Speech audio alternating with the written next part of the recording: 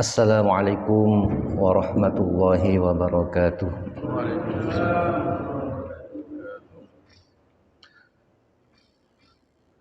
Alhamdulillahi ala kulli hal. Alhamdulillahilladzi bi ni'matihi tatimmus shalihat. Asyhadu an la ilaha illallah wahdahu la syarika lah. Wa asyhadu anna Muhammadan 'abduhu wa rasuluh.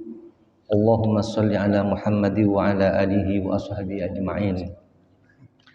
Rabbi shrah li sadri wa yassir li amri wahlul 'uqdatam min lisani yafqahu qawli. Hadirin bapak-bapak, ibu-ibu, jamaah salat subuh rahimakumullah. Alhamdulillah kita bersyukur kepada Allah Subhanahu wa taala di pagi hari ini kita berada di dua kemuliaan.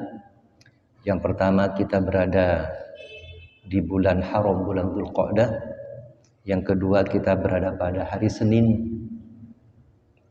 Mungkin kita berpuasa Senin. Mudah-mudahan Allah Subhanahu wa taala selalu membukakan pintu-pintu kebaikan kepada kita sekalian, sekaligus menutup pintu-pintu keburukan bagi kita sekalian. Salawat dan salam semoga tetap tercurah kepada Rasulullah Muhammad sallallahu alaihi wasallam beserta keluarga, para sahabat dan seluruh pengikutnya. Mudah-mudahan kita termasuk umat yang istiqomah dalam menegakkan sunnah-sunnahnya. Amin ya rabbal alamin.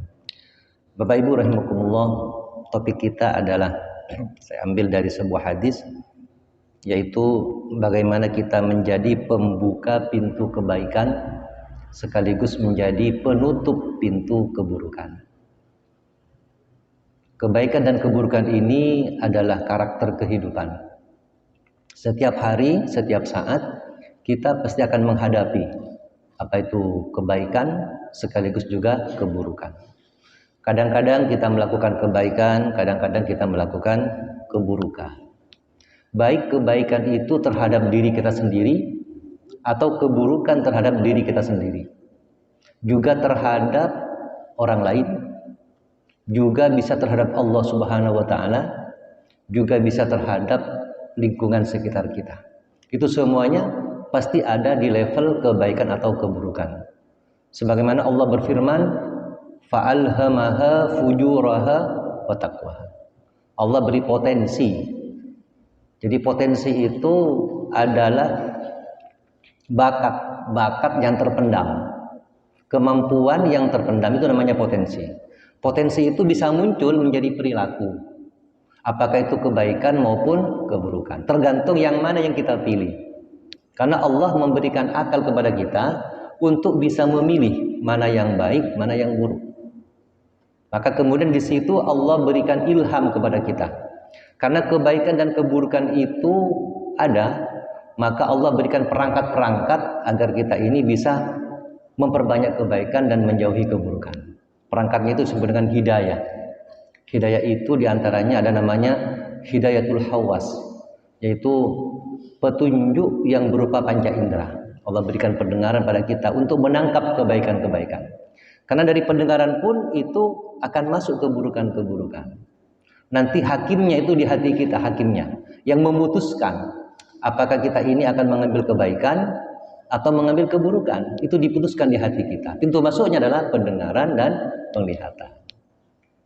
Makanya ada doa, Allahumma afini fi badani, Allahumma afini fi sam'i, Allahumma afini fi basari. Allah sehatkan badanku, sehatkan mataku, sehatkan pendengaranku. Mata dan pendengaran itu ada dua, yaitu mata fisik atau pendengaran fisik dan mata batin atau pendengaran batin. Jadi itu pintu-pintunya. Makanya dari itu kemudian kita dengan akal kita disuruh memilih mana yang akan kita pilih, kebaikan atau keburukan. Hadirin rahimakumullah, berangkat dari hadis dari sahabat Anas bin Malik radhiyallahu anhu, Rasulullah bersabda, inna minan nasi mafatihalil khair. Sesungguhnya di antara manusia ada yang menjadi pembuka pintu kebaikan. Mafatihal khair, menjadi pembuka pintu kebaikan. Kemudian maghaliqa lisyarr. Ada juga yang menjadi penutup pintu keburukan. Jadi ada yang menjadi pembuka pintu kebaikan sekaligus menjadi penutup pintu keburukan. Tetapi sebaliknya, wa inna minan nasi, dan sebagian manusia ada yang menjadi mafatiha lisyarr, menjadi pembuka pintu keburukan.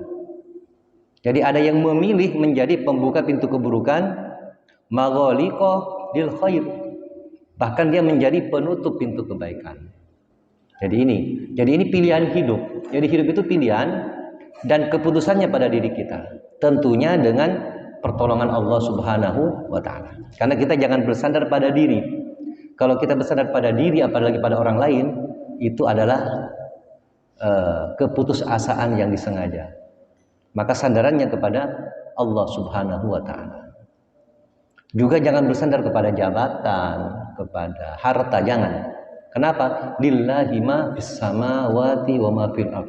Milik Allah yang ada di langit dan di bumi, bukan milik kita. Kita hanya diberi fasilitas untuk memanfaatkan. Apakah dengan fasilitas itu bisa menjadi pembuka pintu kebaikan, menjadi penutup pintu keburukan, atau sebaliknya, naudzubillah, menjadi pembuka pintu keburukan dan menjadi penutup pintu kebaikan. Maka sabda Rasulullah, fatuba, maka beruntunglah, liman ja'alallahu mafatihal khair, maka beruntunglah yang Allah menjadikan seseorang itu menjadi pembuka pintu kebaikan, ala yadai, pada tangannya, pada kekuasaannya, pada dirinya. Beruntunglah orang yang menjadi pembuka pintu kebaikan. Wa wailun, dan celaka. Ini wail ini dinisbatkan kepada neraka wail. Jadi bisa menjadi akan masuk neraka. Orang liman ja'alallahu mafatihas syarri ala yadihi. Jadi celaka orang yang menjadi pembuka pintu keburukan.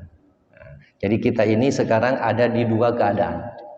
Akankah kita ini menjadi orang pembuka pintu kebaikan sekaligus menjadi penutup pintu keburukan? Ada pilihan lain, menjadi pembuka pintu kebaikan, ada juga menjadi pembuka pintu keburukan. Sama-sama dikerjakan. Yang paling celaka menjadi penutup pintu kebaikan sekaligus menjadi pembuka pintu keburukan. Ini pilihan kita.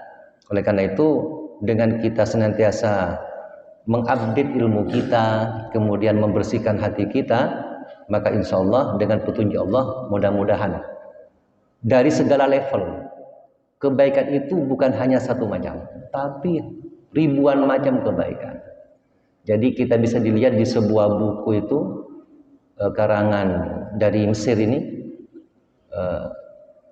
yang berjudul 1001 amalan sunnah dalam sehari. Itu ada bukunya. Jadi Khalid Husainan, ya. Jadi Syekh Khalid Husainan itu mengarang kitab yang diterjemahkan menjadi 1001 macam amalan sunnah dalam sehari semalam. Mungkin kita punya buku itu, tidak mengerjakan semuanya karena masih belum kita mampu. Tapi mungkin dengan buku itu kita pinjamkan misalnya pada teman kita, saudara kita, itu akan membuka pintu kebaikan.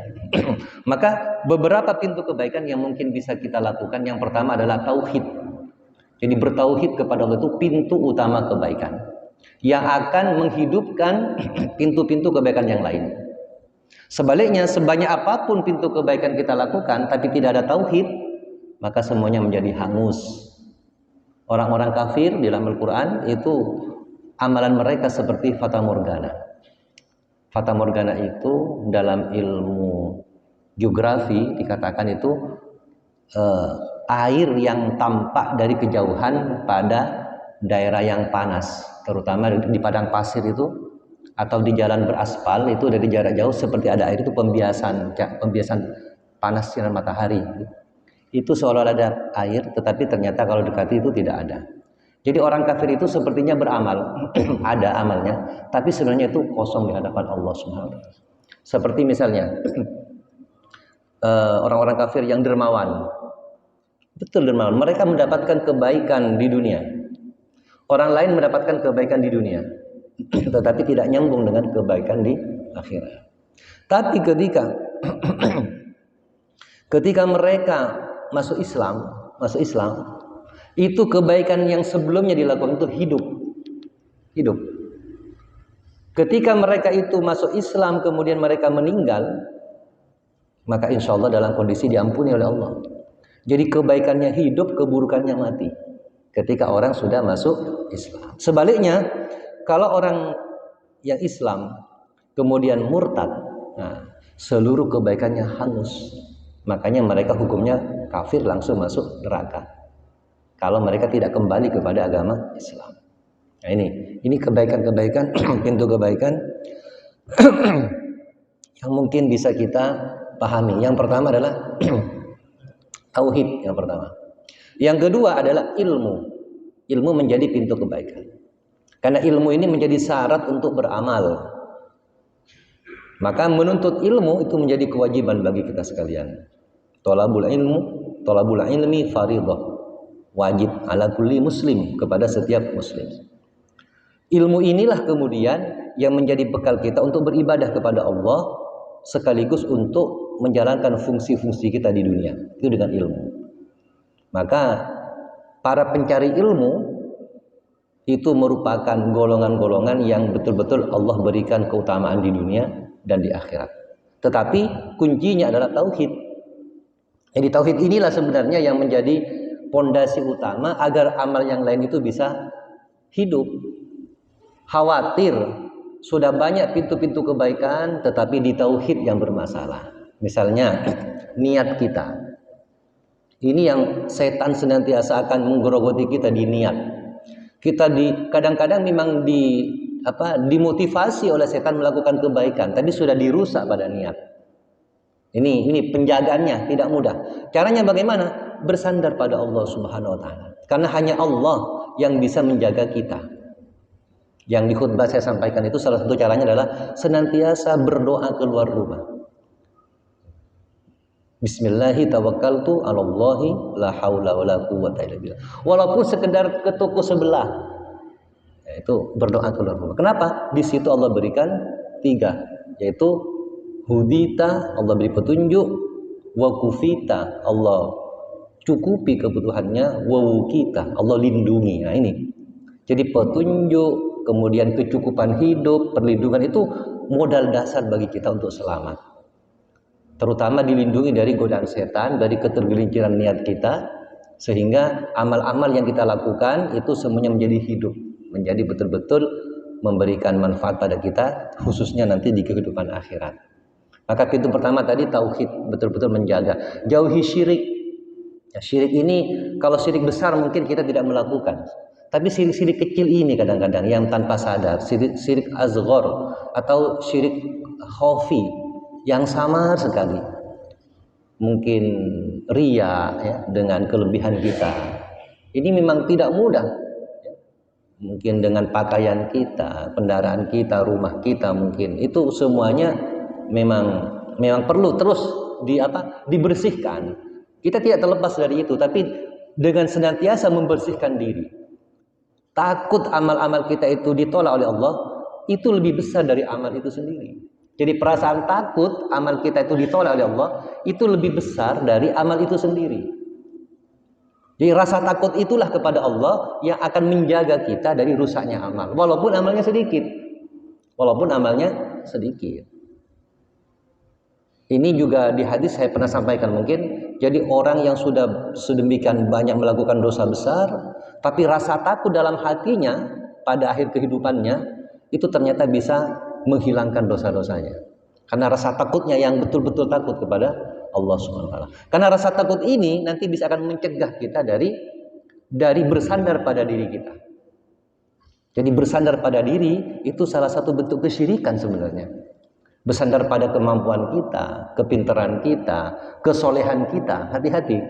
Kadang-kadang merasa kita sudah baik, ketika ada orang lain tidak baik, kita merasa lebih baik dari dia. Itu juga termasuk bentuk yang bisa merusak amal-amal kita. Memang tidak mudah. Karena setiap hari kita ini berseliweran dengan kebaikan dan keburukan. Suatu ketika Rasulullah menyampaikan pada sahabat, waktu itu ada orang yang lewat. Orangnya itu berpakaian yang bagus, ganteng, bersih, harum. Maka mungkin pernah saya sampaikan ya. Rasul berkata, bagaimana pendapatmu tentang orang tersebut? Maka kata para sahabat, orang itu ya Rasulullah, kalau berbicara pasti didengarkan orang. Kalau menjadi saksi pasti dipercaya oleh orang.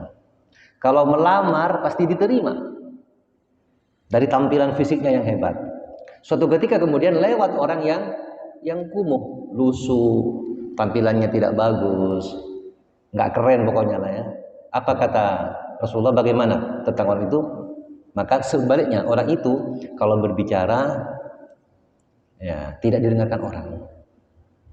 Wujuduhu ka'adamiha, adanya sama dengan tidak adanya begitu. Tak erekan orang. Kalau melamar pasti ditolak karena tidak meyakinkan penampilannya. Apa kata Rasulullah? Antara orang pertama dengan yang kedua itu lebih baik dari orang yang kedua lebih baik sejauh langit dan bumi. Kenapa? Karena hatinya mereka yang terjaga. Hatinya itu yang terjaga. Maka menjaga hati ini sebenarnya menjadi proyek setiap waktu yang harus kita jaga agar kebaikan-kebaikan yang sudah kita lakukan itu terjaga.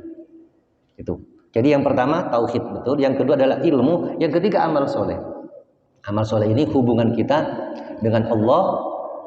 Jadi hablum minallah dalam bentuk ibadah, kemudian hablum minan nas dalam bentuk muamalah. Jangan lupa ada yang ketiga, hablum minan nafsi, hubungan dengan diri kita. Ini yang jarang kita sadari. Seolah-olah hubungan itu keluar saja. Ke dalam ini sebenarnya menjadi pondasi untuk memperbaiki hubungan keluar. Mari kita lakukan hubungan baik dengan diri kita. Kita dalami diri kita, kenali diri kita, apa potensi kebaikan kita, apa potensi keburukan kita, kemudian perbaiki hubungan dengan Allah, dengan manusia. Maka insya Allah 3 hubungan itu menjadi pondasi kita untuk amal-amal kita itu diterima oleh Allah Subhanahu wa Ta'ala. Jadi itu 3 hal yang menjadi pintu kebaikan kita, yaitu yang pertama tauhid, yang kedua adalah ilmu, yang ketiga adalah amal soleh. Mudah-mudahan Allah Subhanahu wa Ta'ala senantiasa menjaga hati kita dari ketergelinciran, dari kebodohan, dan juga dari kezaliman, sehingga Allah Subhanahu wa Ta'ala akan memberikan keselamatan pada kita sampai nanti kita, doa kita itu Allahumma inni as'aluka taqwa wal istiqomah wa husnul khatimah. Kita harapkan ketakwaan sebagai pondasi beramal, istiqomah menjaga amal, akhirnya husnul khatimah, baik di akhirnya. Dan itulah harapan terbesar kita, sehingga kita menjadi orang yang betul-betul selamat fid dini wad dunya wal akhirah. Demikian, walafu minkum, subhanakallahumma wa bihamdika, asyhadu an la ilaha illa anta, astaghfiruka wa atubu ilaik. Wassalamualaikum warahmatullahi wabarakatuh.